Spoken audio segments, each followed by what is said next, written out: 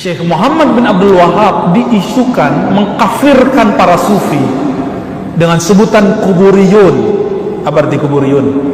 Penyembah kubur. Padahal kuburiyun itu artinya orang yang suka kubur, bukan penyembah kubur. Apa pandangan saya tentang Wahabi? Saya punya pandangan yang sedikit beda dengan beberapa kawan saya. Pendiri Wahabi namanya Syekh Muhammad ibn Abdul Wahab. Dia latar belakangnya bermazhab Hanbali. Ingat, bermazhab Hanbali karena ayahnya Syekh Abdul Wahab positif Hanbali, saudaranya Syekh Sulaiman Hanbali. Bedanya, beliau sering mutolaah karya Syekhul Islam Ibn Taimiyah rahimahullah. Akhirnya Hanbalinya khas, beda dengan Hanbalinya Ibnu Qudamah, Hanbalinya Ibnu Rajab, agak sedikit beda. Saya pernah menyebutkan terjemah biografi dari Syekh Muhammad Wahab di beberapa tempat, tapi orang nggak percaya. Padahal itu saya kutip langsung dari karya Syekh Utsaimin dan Syekh bin Baz. Apa kata mereka berdua? Guru saya, salah satu ada yang berguru ke Syekh bin Baz. Maka sebenarnya kewahabian saya sahih. Tapi bukan Wahabi yang tidak bersanad ya. Ternyata Wahabi bersanad gak kenceng-kenceng amat kok, biasa-biasa aja.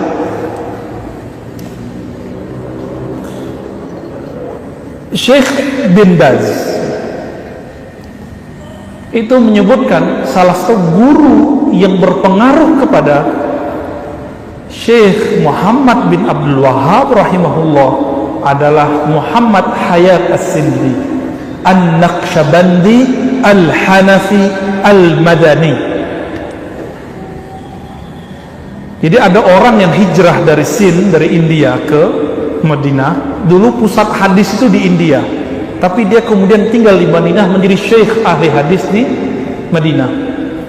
Syekh Muhammad bin Abdul Wahab, Imam Wahabi ini berguru langsung kepada Syekh Muhammad Hayat As-Sindi yang beliau menyebut dirinya Naqsyabandi. Gimana mana? Naqsyabandi itu apa?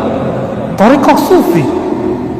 Al-Hanafi, bermazhab Hanafi, Asy'ari Maturidi. Jadi Muhammad bin Abdul Wahab itu berguru ke orang bersanad, maka dia bisa buat gerakan yang bisa merubah Hijaz. Tapi Wahabi itu kan 3 periode. Di zaman itu belum masuk ke Hijaz, lalu beliau meninggal, muncul lagi yang kedua, yang terakhir 1924. Itu sudah beda. Syekh Muhammad bin Abdul Wahab diisukan mengkafirkan para sufi dengan sebutan kuburiyun. Apa arti kuburiyun? Penyembah kubur. Padahal kuburiyun itu artinya orang yang suka kubur, bukan penyembah kubur.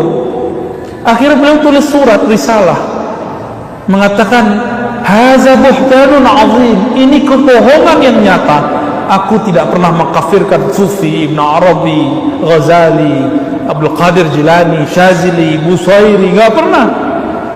Jadi beliau menolak fitnah yang menyebutkan Imam Wahabi ini mengkafirkan para Sufi, mengkafirkan orang ziarah kubur. Beliau hanya tidak mau ada kemungkaran di kubur.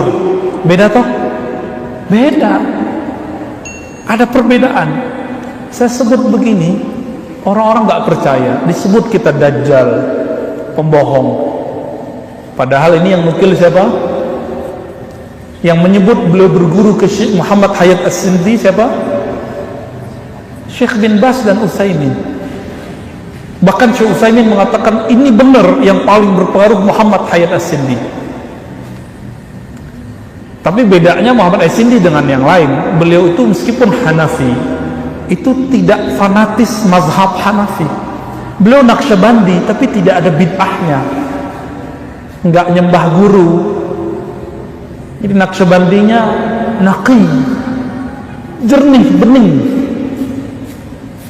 Beliaulah yang pertama kali yang saya tahu mengajarkan Syekh Muhammad Abdul Wahab bahwa merokok itu haram, tapi nggak sampai syirik. Karena saya dengar beberapa ustadz bilang rokok itu musyrik. Ya Rob, orang minum khamar aja disebut cuma berdosa, masa ngerokok disebut syirik? Ente lebay ya, gara-gara apa? Ngaji ahlu sunnah nggak bersanad, akhirnya mengkafirkan yang orang berdosa. Yang mengkafirkan orang berdosa itu namanya khawarij, kelompok ekstremis yang mengkafirkan Sayyidina Ali, Sayyidina Muawiyah, sahabat-sahabat radhiyallahu taala anhum. Hati-hati. Jadi fatwa haram rokok itu fatwa fikih, bukan fatwa akidah. Oke? Fatwa apa?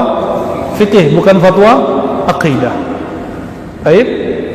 Jadi ini kira-kira kabar gembira tentang pendiri Wahabi ya. Dan beliau itu seperti yang kita bahas tadi siang di sore ya, ternyata menggunakan hadis dhaif hatta dalam akidah. Buka kitab Ushulus Salasah, kitab tauhid beliau menggunakan hadis dhaif. Antum kalau nggak percaya download aja. Sekarang dari terjemahannya. Maka orang-orang yang mengatakan tidak boleh beramal hadis dhaif, beramal aja nggak boleh hadis dhaif, gimana pakai akidah? Kalau begitu akidah ente dhaif dong, nggak boleh dianut dong. Kenapa? Pakai hadis dhaif. Tuh, hati-hati sebelum menjudge hadis dhaif. Oleh karena itu kami pun masih punya sanad silsilah. Jadi saya punya sanad tauhid yang 3 itu lewat jalur Syekh Yasin Al-Fadani. Karena Syekh Yasin menyebut Muhammad Wahab dengan gelar Syekhul Islam. Kita punya sanadnya. Jadi kita masih sebut beliau Syekhul Islam. Syekhul Islam itu bukan berarti beliau syekh satu-satunya dalam Islam, enggak. Dalam tradisi Hanbali ada Syekhul Islam Muhammad Wahab, Ibnu Taimiyah, Ibnu Qayyim ya, Ibnu Qudamah, Al-Harawi itu disebut Syekhul Islam. Dalam tradisi Syafi'i ada juga Syekhul Islam. Contohnya siapa? Imam Zakaria Al-Ansari, Imam Subki, sezaman dengan Ibnu Taimiyah. Imam Ibnu Hajar Al-Asqalani, pensyarah Sahih Bukhari. Jadi Syekhul Islam itu banyak, bukan hanya 1, 2, 3 orang itu. Begitu Kang ya. Ini main tembak-tembak aja nih.